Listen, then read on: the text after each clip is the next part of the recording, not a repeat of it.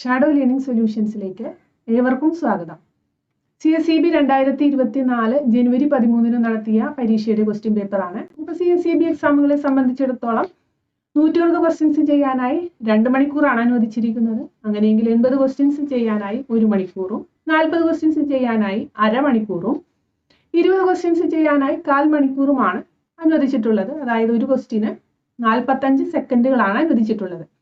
45 സെക്കൻഡുകൾ കൊണ്ട് ഒരു ക്വസ്റ്റ്യൻ കംപ്ലീറ്റ് ചെയ്യാൻ പറ്റുന്ന വിധത്തിൽ മാത്സ് നിങ്ങൾക്ക് ഇംപ്രൂവ് ചെയ്യാൻ പറ്റണം. ആദ്യമായി നിങ്ങൾ ഇതിന് പിന്നാലെ വരുന്ന മാത്സ് ക്വസ്റ്റ്യൻസ് 45 സെക്കൻഡുകൾ കൊണ്ട് ചെയ്തു തീർക്കാൻ പറ്റുന്നുണ്ടോ എന്ന് നോക്കുക. അങ്ങനെ പറ്റുന്നില്ലെങ്കിൽ ഓരോ ക്വസ്റ്റ്യനും ചെയ്യാനെടുക്കുന്ന സമയം എത്രയെന്ന് നോക്കുക. എന്നിട്ടും ആൻസർ കിട്ടുന്നില്ലെങ്കിൽ മാത്രം അവസാന ഭാഗത്ത് ആൻസർ കൊടുത്തിട്ടുണ്ട്, ആൻസർ എടുത്ത് നോക്കുക.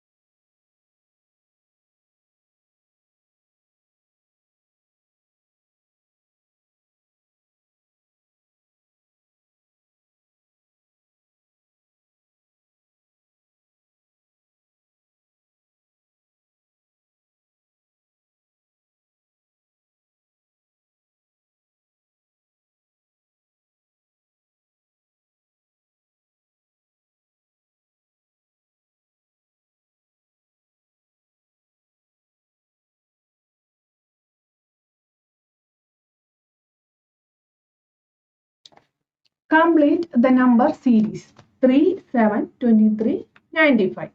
ഇവിടെ നോക്കുക, ഇവിടെ ഇൻക്രീസിംഗ് ആണ് നടക്കുന്നത്, വലിയ തോതിലുള്ള ഇൻക്രീസിംഗ് ആണ് നടക്കുന്നത്. അതുകൊണ്ട് മൾട്ടിപ്ലിക്കേഷൻ ആകാനാണ് സാധ്യത. 3 × 2 + 1 = 7. 7 × 3 + 2 = 23. 23 × 4 + 3 = 95. 95 × 5 + 4 = 479. ഇവിടെ ആൻസർ ഓപ്ഷൻ ബി 479. അടുത്ത ക്വസ്റ്റ്യൻ നോക്കുക. ആദ്യം ഒരു ഇൻക്രീസിംഗ് നടക്കുന്നില്ല, പിന്നെ വലിയ തോതിലുള്ള ഇൻക്രീസിംഗ് ആണ്, മൾട്ടിപ്ലിക്കേഷൻ ആകാനാണ് സാധ്യത. ഇവിടെ നോക്കുക 26, 26. ഇവിടെ ഒരു റിലേഷൻഷിപ്പ് കണ്ടെത്താൻ നമുക്ക് സാധിക്കുന്നില്ല. പക്ഷെ ഈ നമ്പറുകൾ സൂക്ഷിച്ചു നോക്കിയാൽ നിങ്ങൾക്ക് കാണാൻ സാധിക്കും ഇതെല്ലാം ക്യൂബുകളിൽ നിന്നും 1 വീതം കുറച്ചിട്ടുള്ള സംഖ്യകളാണ്. CSEB എക്സാമുകൾക്ക് മുമ്പ് നിങ്ങൾ നിശ്ചയമായും പഠിച്ചിരിക്കേണ്ട മറ്റൊരു കാര്യമാണ് 1 മുതൽ 50 വരെയുള്ള സംഖ്യകളുടെ സ്ക്വയറുകളും ക്യൂബുകളും കൃത്യമായി ബൈ ഹാർട്ട് ചെയ്തിരിക്കുക. എങ്കിൽ മാത്രമേ ഇത്തരത്തിലുള്ള ക്വസ്റ്റ്യൻസ് കാണുമ്പോൾ നിങ്ങൾക്ക് പെട്ടെന്ന് ഐഡന്റിഫൈ ചെയ്യാൻ സാധിക്കുകയുള്ളൂ. ഇതെല്ലാം ക്യൂബുകളിൽ നിന്നും 1 കുറച്ച സംഖ്യകളാണ്. അതായത് 3 cube minus 1 = 26. 5 cube minus 1 = 124. 6 cube minus 1 = 250. ആദ്യത്തെ നോക്കുക, 3 ക്യൂബ് മൈനസ് 1, വീണ്ടും 3 cube minus 1, 5 cube minus 1, 6 cube minus 1. ഇവിടെ ഒരു ചെറിയ മിസ്റ്റേക്ക് ഉണ്ട്, അതുകൊണ്ട് ഈ ക്വസ്റ്റ്യൻ ക്യാൻസൽഡ് ആണ്. Find the missing characters in the following figures. 2, 5, 9, 14, 20. ഇത്തരത്തിലുള്ള ഫിഗറുകൾ കാണുമ്പോൾ ഈ സംഖ്യകളെ ഒന്ന് സൂക്ഷിച്ചു നോക്കുക. ഇതും ഒരു നമ്പർ സീരീസ് തന്നെയാണ്. 2, 5, 2 + 3, 5, 5 + 4, 9, 9 + 5, 14, 14 + 6, 20. ഇവിടെ നോക്കുക 3, 4, 5, 6. അങ്ങനെയെങ്കിൽ 20 + 7, 27. Answer option D 27. ഈ ക്വസ്റ്റ്യൻ നോക്കുക. ഇവിടെ ഈ സംഖ്യകൾ തമ്മിൽ ഒരു റിലേഷൻഷിപ്പ് ഉണ്ടാക്കാൻ പറ്റുന്നുണ്ടോ എന്ന് നോക്കുക. ഇവിടെ നോക്കുക 4 + 7, 5 + 6. അതായത് 5 + 6 11, 4 + 7 11. 11 - 11 = 0. അതാണ് ഇവിടെ നടുവിൽ കൊടുത്തിരിക്കുന്ന സംഖ്യ. അങ്ങനെയെങ്കിൽ ഇവിടെ നോക്കുക 7 + 6 13 - 8 + 4 12 = 1. അതാണ് നടുവിലെ സംഖ്യ. അങ്ങനെയെങ്കിൽ ഇത് നമുക്ക് സിമ്പിൾ ആയിട്ട് കണ്ടുപിടിക്കാം. 11 + 2 - 0 + 2 13 - 2 = 11. Answer option C 11.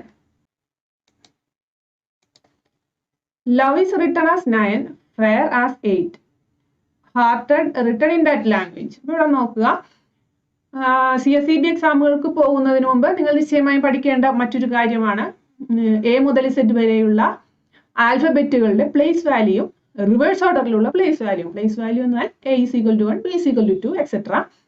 റിവേഴ്സ് ഓർഡറിലെ പ്ലേസ് വാല്യൂ എന്നാൽ Z = 1, Y = 2, etc. ഈ രീതിയിൽ ഉള്ള ക്വസ്റ്റ്യൻസിലെല്ലാം പ്ലേസ് വാല്യൂ ആണ് അപ്ലൈ ചെയ്യേണ്ടത്. അപ്പോൾ നമുക്ക് ഇവിടെ അപ്ലൈ ചെയ്ത് നോക്കാം. L = 12 plus O = 15 plus V = 22 plus E = 5. ഇവിടെ നോക്കുക, നമുക്ക് 54 എന്ന് കിട്ടി. ഇനി അവയുടെ ഡിജിറ്റുകളെ തമ്മിൽ ആഡ് ചെയ്യുക. 5 + 4 = 9. അങ്ങനെയാണ് ലവ് എന്നത് 9 എന്ന് നമുക്ക് കിട്ടിയത്. അപ്പൊ അങ്ങനെയെങ്കിൽ ഫെയർ എന്ന് എഴുതുക. ഫെയർ എന്നത് എഴുതുമ്പോൾ 6 + 1 + 9 + 18 = 34. അപ്പൊ അങ്ങനെയെങ്കിൽ അവയുടെ ഡിജിറ്റുകളെ തമ്മിൽ ആഡ് ചെയ്യുമ്പോൾ 3 + 4 = 7. ഇവിടെ നമുക്ക് ഫെയർ എന്നുള്ളത് 8 എന്നാണ് തന്നിരിക്കുന്നത്. അപ്പൊ ഇവിടെ ക്വസ്റ്റ്യനിൽ മിസ്റ്റേക്ക് ഉണ്ട്. ഈ ക്വസ്റ്റ്യനും ക്യാൻസൽഡ് ആണ്. ഇവിടെ നോക്കുക, നമ്മളിപ്പോ ഇതുവരെ 2 ക്വസ്റ്റ്യൻസ് ക്യാൻസൽഡ് ആയത് കണ്ടു. എക്സാമുകൾ ഏതൊരു കോമ്പറ്റേറ്റീവ് എക്സാമുകളെ സംബന്ധിച്ചിടത്തോളം ശ്രദ്ധിക്കേണ്ട മറ്റൊരു പ്രധാനപ്പെട്ട കാര്യമാണ് ക്വസ്റ്റ്യൻസ് ക്യാൻസൽ ചെയ്യപ്പെടാനുള്ള സാധ്യതയുണ്ട്. ഇത് നമ്മുടെ CSEB എക്സാമുകൾക്ക് മാത്രമല്ല PSC എക്സാമുകളിൽ വളരെയധികം ക്വസ്റ്റ്യൻസ് ക്യാൻസൽ ചെയ്യപ്പെടുന്നുണ്ട്. ഇങ്ങനെ ക്വസ്റ്റ്യൻ ക്യാൻസൽ ചെയ്യപ്പെടുമ്പോൾ നമ്മൾ ഇത്തരം ക്വസ്റ്റ്യൻസിന് വേണ്ടി ഒരുപാട് സമയം സ്പെൻഡ് ചെയ്തിട്ടുണ്ടെങ്കിൽ നമുക്ക് അവിടെ ഒരുപാട് സമയം നഷ്ടപ്പെടാനുള്ള സാധ്യതയുണ്ട്. അപ്പൊ ഇങ്ങനെ ഇത്തരത്തില് ക്വസ്റ്റ്യൻസ് കാണുമ്പോൾ ഇവിടെ ക്വസ്റ്റ്യനിൽ മിസ്റ്റേക്ക് ഉണ്ട് എന്ന് കണ്ടെത്തി കഴിഞ്ഞാൽ പിന്നെ ആ ക്വസ്റ്റ്യൻസ് തുടർന്നേണ്ട കാര്യമില്ല. ആ ക്വസ്റ്റ്യൻസ് അവിടെ അവസാനിപ്പിക്കുക. പിന്നെ നിങ്ങൾക്ക് എന്തെങ്കിലും ഡൗട്ട് ഉണ്ടെങ്കിൽ മാത്രം അവസാന സമയം കിട്ടുമ്പോൾ മാത്രം ഇത്തരത്തിലുള്ള ക്വസ്റ്റ്യൻസ് ചെയ്യാനായി സമയം കണ്ടെത്തുക. അല്ലെങ്കിൽ ഇത്തരത്തിൽ ക്യാൻസൽഡ് ആയ ക്വസ്റ്റ്യൻസിലൂടെ നിങ്ങൾക്ക് വളരെയധികം സമയം നഷ്ടപ്പെടാൻ സാധ്യതയുണ്ട്. ഇതൊക്കെ നിങ്ങൾ എത്ര ചെയ്താലും ഇതിന്റെ ആൻസർ കണ്ടുപിടിക്കുക സാധ്യമല്ല. ഇത്തരത്തില് ക്യാൻസൽഡ് ക്വസ്റ്റ്യൻസിനായി സമയം നഷ്ടപ്പെടാതിരിക്കാൻ കൂടി ശ്രദ്ധിക്കുക. If pair is coded as 1651118, how mango be coded? ഇവിടെ നോക്കുക, ഇവിടെയും പ്ലേസ് വാല്യൂ തന്നെയാണ് അപ്ലൈ ചെയ്യേണ്ടത്. പിയുടെ പ്ലേസ് വാല്യൂ 16, ഇയുടെ പ്ലേസ് വാല്യൂ 5, എയുടെ പ്ലേസ് വാല്യൂ 1, ആറിന്റെ പ്ലേസ് വാല്യൂ 18. അപ്പൊ ഇവയെ തമ്മിൽ അടുപ്പിച്ചടുപ്പിച്ച് എഴുതിയിരിക്കുകയാണ്. അപ്പൊ പെട്ടെന്ന് കാണാൻ നമുക്കൊരു കൺഫ്യൂഷൻ വരും. ഇത് പ്ലേസ് വാല്യൂവിനെ ഒന്നിച്ച് എഴുതിയിരിക്കുകയാണ്. അങ്ങനെയെങ്കിൽ mango B coded. Mango M is equal to 13, A is equal to 1, N is equal to 14, G is equal to 7, O is equal to 15. അപ്പൊ അങ്ങനെയെങ്കിൽ ആൻസർ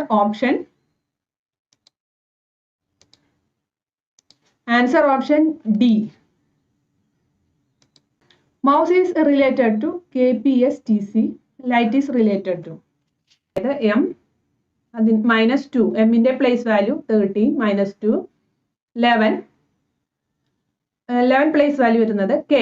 അടുത്ത നോക്കുക, O place value 15 +1 16 place value വരുന്നതാണ് next alphabet. അടുത്ത നോക്കുക, U place value 21 -2 place value 19 വരുന്നതാണ് S. അടുത്തത് S place value 19 +1 20 place value വരുന്നതാണ് T. അടുത്ത നോക്കുക, E place value 5 -2 place value 3 വരുന്നതാണ് C. അതായത് -2 +1 -2 +1 -2 ഈ രീതിയിലാണ് ഈ ഒരു കോഡ് എഴുതിയിരിക്കുന്നത്. അങ്ങനെയെങ്കിൽ ലൈറ്റ് എന്നതിനെ എഴുതുമ്പോൾ L -2 J, I +1 J, G -2 E, H +1 I, T -2 R. ഇത് നിങ്ങൾ പ്ലേസ് വാല്യൂ ബൈ ഹാർട്ട് ചെയ്തിട്ടുണ്ടെങ്കിൽ പെട്ടെന്ന് തന്നെ എഴുതാൻ പറ്റും. Answer option B. Circle is related to RIC ELC. Square is related to. ഇപ്പൊ ഇവിടെ നോക്കുക, ഈ ആൽഫബറ്റ് തന്നെയാണ് ഇവിടെ ഓർഡർ തിരിച്ചു തന്നിരിക്കുന്നത്. അപ്പൊ ഇവിടെ ചെയ്യേണ്ടത് ഇതിന് പ്ലേസ് വാല്യൂ എല്ലാം അപ്ലൈ ചെയ്യേണ്ടത് ഈ ആൽഫബറ്റുകളുടെ നമ്പറിന് ഓർഡറിന് നമ്പർ ഇട്ട് കൊടുക്കുക. 1 2 3 4 5 6. ഈ ഓർഡർ വരുമ്പോൾ 3 2 1 6 5 4 എന്ന ഓർഡറിലാണ് ഇവിടെ വന്നിരിക്കുന്നത്. അതേ രീതിയിൽ സ്ക്വയർ എന്ന് എഴുതുമ്പോൾ 1 2 3 4 5 6. അതിനെ നമ്മൾ 3 2 1 6 5 4 എന്ന ഓർഡറിൽ എഴുതുമ്പോൾ UQSERA. Answer option B. If the greatest number made with the third, fifth and seventh digits of the number 751 4639 is the perfect square of a two-digit odd number, which of the following will be the first digit of the odd number? ഇവിടെ ആദ്യം 7 5 1 4 6 3 9 ഈ സംഖ്യകളുടെ മൂന്നാമത്തെ ഡിജിറ്റും അഞ്ചാമത്തെ ഡിജിറ്റും ഏഴാമത്തെ ഡിജിറ്റും എടുക്കുക. മൂന്നാമത്തെ digit 1, അഞ്ചാമത്തെ ഡിജിറ്റ് 6, ഏഴാമത്തെ ഡിജിറ്റ് 9.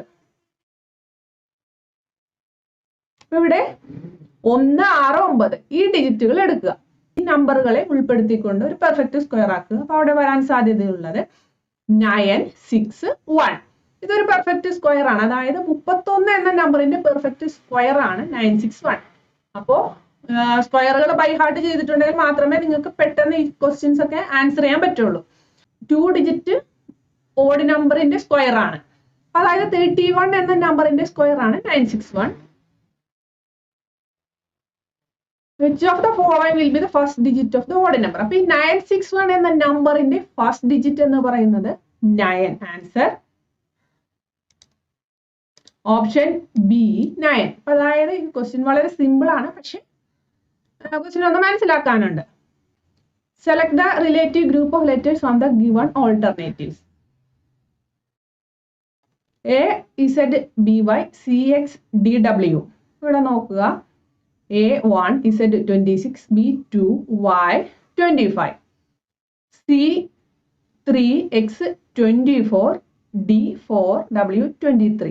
അതായത് ഇങ്ങനെ നോക്കുമ്പോൾ AC +2, ZX -2, BD +2, YW -2.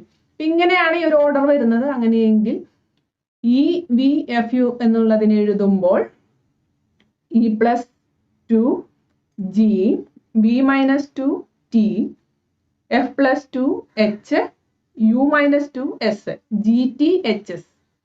Answer option C, GTHS. Horizontal എന്ന വാക്കിൽ എത്ര പെയർസ് ഓഫ് ലെറ്റേഴ്സ് ഉണ്ട്? അതായത് ഇംഗ്ലീഷ് ആൽഫബറ്റിക്കൽ സീരീസിൽ ഉള്ളതുപോലെ ഫോർവേഡും ബാക്ക്വേഡും ആ ഒരു ക്രമത്തിൽ എത്ര പെയർസ് ഓഫ് ലെറ്റേഴ്സ് ഹൊറിസോണ്ടൽ എന്ന വാക്കിലുണ്ട്? അതായത് ഇംഗ്ലീഷ് ആൽഫബറ്റിക്കൽ സീരീസിലുള്ളതുപോലെ ON, NO, ഫോർവേഡും ബാക്ക്വേഡും നമുക്കിവിടെ ഇതിനെ ഒരു പെയർ ആയിട്ട് എടുക്കാം. അടുത്തത് RN, ഇതിലുള്ള RN ഇതിനെ നമുക്ക് ഒരു പെയർ ആയിട്ട് എടുക്കാം. RN, PQR, അതായത് 3 ആൽഫബറ്റുകളാണ് ഇതിനിടയിലുള്ളത്. ഇംഗ്ലീഷ് ആൽഫബറ്റുകൾ എടുത്തു കഴിഞ്ഞാൽ NOPQR 3 ആൽഫബറ്റുകൾ. ഫോർവേഡും ബാക്ക്വേഡും എടുത്തു കഴിഞ്ഞാൽ 3 ആൽഫബറ്റുകളാണ് ഇതിനുള്ളത്. RN എന്നുള്ളതിന് ഒരു പെയർ ആയിട്ട് എടുക്കാം. അടുത്തത് RO കഴിഞ്ഞാൽ PQR. ഇതിനിടയിൽ 2 ആൽഫബറ്റുകളാണുള്ളത്. OPQR. ഫോർവേഡ് നോക്കിയാലും ബാക്ക്വേഡ് നോക്കിയാലും ഇവയ്ക്കിടയിൽ 2 ലെറ്ററുകളാണുള്ളത്. നമുക്ക് ഇതിനെയും ഒരു പെയർ ആയിട്ട് എടുക്കാം. അടുത്തത് HN. ഇതിനെ നമുക്കൊരു പെയർ ആയിട്ട് എടുക്കാം. H കഴിഞ്ഞാൽ IJKLM. 5 ആൽഫബറ്റുകളാണ് ഇതിനിടയിലുള്ളത്. ഇതിനെ ഫോർവേഡ് നോക്കിയാലും ബാക്ക്വേഡ് നോക്കിയാലും ഇതിനിടയിൽ 5 ആൽഫബറ്റുകളാണുള്ളത്. H കഴിഞ്ഞാൽ IJKLM. HN എന്നുള്ളതിനെയും നമുക്ക് ഒരു പെയർ ആയിട്ട് എടുക്കാം. ഇവിടെ ഹൊറിസോണ്ടൽ എന്ന വാക്കിനെ എടുത്തു കഴിഞ്ഞാൽ ഇംഗ്ലീഷ് ആൽഫബറ്റിക്കൽ സീരീസിലുള്ളതുപോലെ ഫോർവേഡും ബാക്ക്വേഡും നമുക്ക് 4 പെയർസ് ഓഫ് ലെറ്റേഴ്സ് ആണ് എടുക്കാൻ സാധിക്കുന്നത്. ഇവിടെ ഓപ്ഷൻ നോക്കി കഴിയുമ്പോൾ ഇവിടെ കൃത്യമായ answer more than 3. Answer option D. ഇവിടെ നോക്കുക, 9 square is equal to 81. 3 + 9 - 5 is equal to 7. ഇവിടെ നോക്കുക, 8 സ്ക്വയർ 64.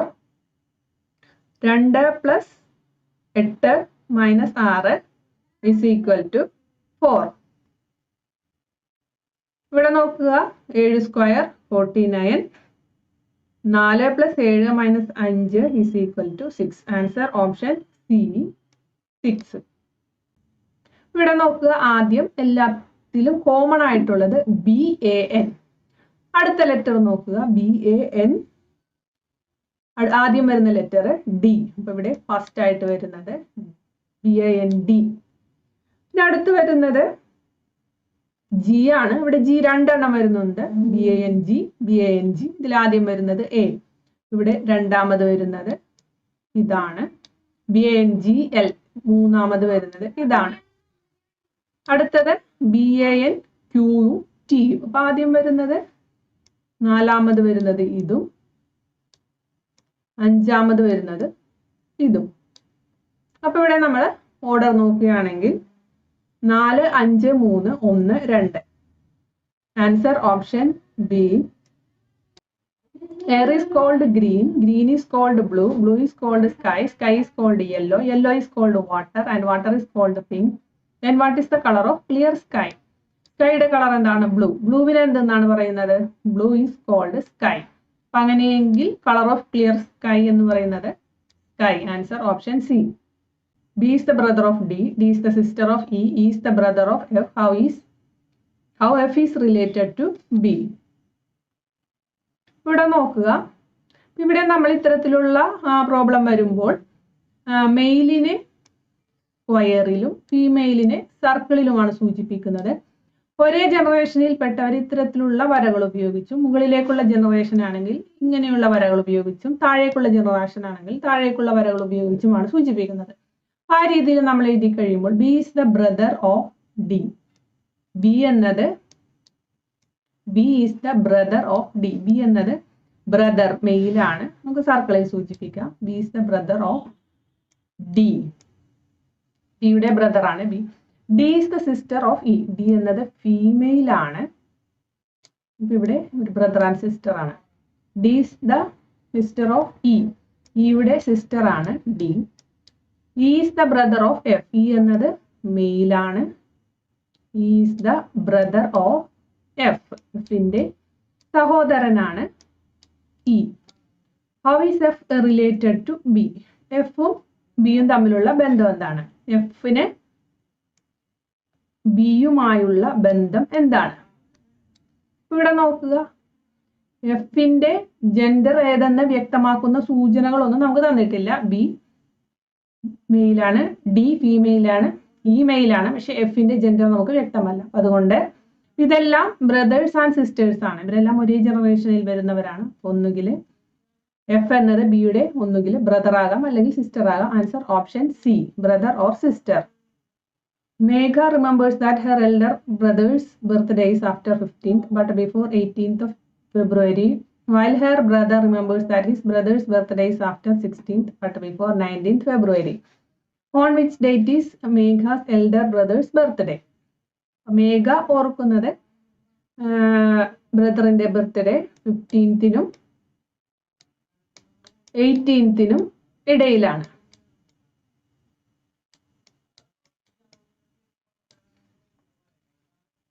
ബ്രദർ ഓർക്കുന്നത് ബർത്ത്ഡേ 16th-നും 19th-നും ഇടയിലാണ്. ഇവിടെ വരാൻ സാധ്യതയുള്ളത് 15th-നും 18th-നും ഇടയിൽ എന്ന് പറയുമ്പോൾ 16 17 തീയതികളിലാകാം.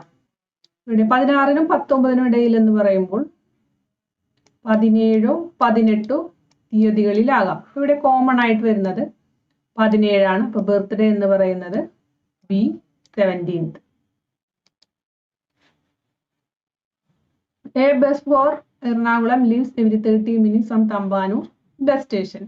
An inquiring clerk told Praveen that the bus had already left 10 minutes ago and the next bus will leave at 9:35 a.m. At which time did the inquiry clerk give the information to Praveen? ഒരു അരമണിക്കൂർ ഇടവിട്ട് തമ്പാനൂരിൽ നിന്ന് എറണാകുളത്തേക്ക് bus ഉണ്ട്. Enquiry clerk പ്രവീണിനോട് പറഞ്ഞു 10 minute മുമ്പേ bus പോയി. അപ്പൊ ഇനി 20 മിനിറ്റിന് ശേഷമാണ് അടുത്ത ബസ് ഉള്ളത്. And the next bus will leave at 9:15 a.m. അടുത്ത ബസ് ഉള്ളത് 9:35-നാണ്. At what time did the inquiry clerk give information to Praveen? അപ്പൊ അതായത് 9:35-ന് 20 മിനിറ്റിന് മുമ്പാണ് എൻക്വയറി ക്ലർക്ക് പ്രവീണ് നിർദ്ദേശം നൽകിയത്. 9:30 എന്ന് പറയുമ്പോൾ 5 മിനിറ്റ്, വീണ്ടും 15 മിനിറ്റ്. അപ്പോൾ 9:15 AM-നാണ് നിർദ്ദേശം നൽകിയത്. Answer option A 9:15 AM. 2 days before yesterday was Friday. Then what day of the week will be the day after tomorrow? ഇപ്പൊ ഇവിടെ നോക്കുക, ഇത്തരത്തിലുള്ള ചോദ്യങ്ങൾ കാണുമ്പോൾ ആദ്യം ടുഡേ ഏതാണെന്ന് കണക്കാക്കണം. ഇവിടെ ടുഡേ എന്ന് പറയുന്നത് 2 days before yesterday was Friday. 2 ദിവസം മുമ്പ് 2 days before yesterday was Friday എന്ന് പറയുമ്പോൾ 2 ദിവസം മുമ്പ് ഫ്രൈഡേ. അങ്ങനെയെങ്കിൽ ഇത് സാറ്റർഡേ, ഇത് സൺഡേ. ഇങ്ങനെയെങ്കിൽ ടുഡേ എന്ന് പറയുന്നത് Monday. What day of the week will be day after tomorrow? നാളേക്ക് ശേഷമുള്ള ദിവസം ഏതാണ്? ഡേ ആഫ്റ്റർ ടുമോറോ എന്ന് പറയുമ്പോൾ ടുമോറോ. ഡേ ആഫ്റ്റർ ടുമോറോ എന്ന് പറയുമ്പോൾ tomorrow, Tuesday. Day after tomorrow എന്ന് പറയുമ്പോൾ അത് Wednesday. Answer option C, Wednesday. Which of the following diagrams represents the interrelationship among antisocial elements, pickpockets and blackmailers? Antisocial elements, pickpockets, blackmailers ഇവർ തമ്മിലുള്ള relationship കാണിക്കുന്ന diagram എന്താണ്? അതായത് പിക്ക് പോക്കറ്റ്സും ബ്ലാക്ക് മെയിലേഴ്സും, പോക്കറ്റ് അടിക്കാരും കൊള്ളക്കാരും ഒക്കെ ആന്റിസോഷ്യൽ elements ആണ്. അതിനുള്ളിലാണ് ആന്റിസോഷ്യൽ എലമെന്റ്സിനുള്ളിലാണ് പിക്ക് പോക്കറ്റ്സും ബ്ലാക്ക് മെയിലേഴ്സും വരുന്നത്. അപ്പൊ അങ്ങനെ നോക്കിക്കഴിഞ്ഞാൽ ഇവിടെ ആൻസർ ഓപ്ഷൻ സി ആണ്. ആന്റി സോഷ്യൽ എലമെന്റ് എന്ന ഒരു വലിയ സർക്കിളിനുള്ളിലാണ് പിക്ക് പോക്കറ്റ്സും ബ്ലാക്ക് മെയിലേഴ്സും വരുന്നത്. Answer option C. Which one of the 5 answer figures should come after the problem figures if the sequence were continued? നോക്കുക, ഇവിടെ സ്റ്റാർ, സർക്കിൾ, ട്രയാങ്കിൾ. രണ്ടാമത്തെ ഫിഗർ വന്നപ്പോൾ circle താഴോട്ട് വന്നു, സ്റ്റാർ മുകളിലേക്ക് പോയി, ട്രയാങ്കിൾ വലത്തേക്ക് നീങ്ങി. മൂന്നാമത്തെ ഫിഗർ വന്നപ്പോൾ സർക്കിള് ഇങ്ങോട്ട് നീങ്ങി, സ്റ്റാർ മുകളിലേക്ക് പോയി, ട്രയാങ്കിൾ വലത്തേക്ക് നീങ്ങി. അതായത് ട്രയാങ്കിളിന്റെ മൂവ്മെന്റ് വലത്തേക്കാണ്, സ്റ്റാറിന്റെ മൂവ്മെന്റ് മുകളിലേക്ക്, സർക്കിളിന്റെ മൂവ്മെന്റ് ഇടത്തേക്ക്. നാലാമത്തെ ഫിഗർ വന്നപ്പോൾ സ്റ്റാർ വലത്തേക്ക് നീങ്ങി, ട്രയാങ്കിൾ താഴേക്ക് നീങ്ങി, സർക്കിള് വലത്തേക്ക് നീങ്ങി.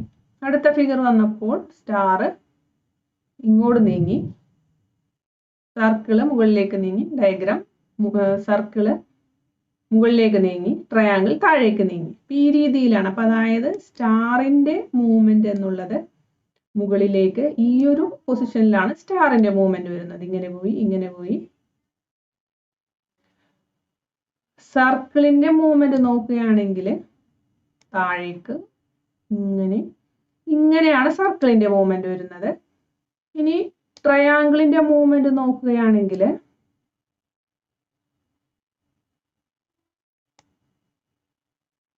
ഇങ്ങനെയാണ് ട്രയാങ്കിളിന്റെ മൂവ്മെന്റ് വരുന്നത്.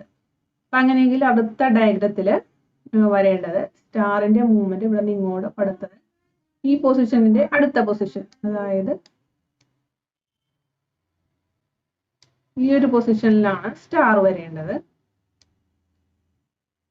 സർക്കിളിന്റെ മൂവ്മെന്റ് മുകളിലാണ് സർക്കിൾ വരേണ്ടത്. ട്രയാങ്കിളിന്റെ മൂവ്മെന്റ് ഇങ്ങോട്ടാണ്. അപ്പോൾ ഇവിടെയാണ് ട്രയാങ്കിൾ വരേണ്ടത്. ഇവിടെ ആൻസർ എന്ന് പറയുന്നത് ഓപ്ഷൻ ഡി ആണ് കറക്റ്റ് ആൻസർ.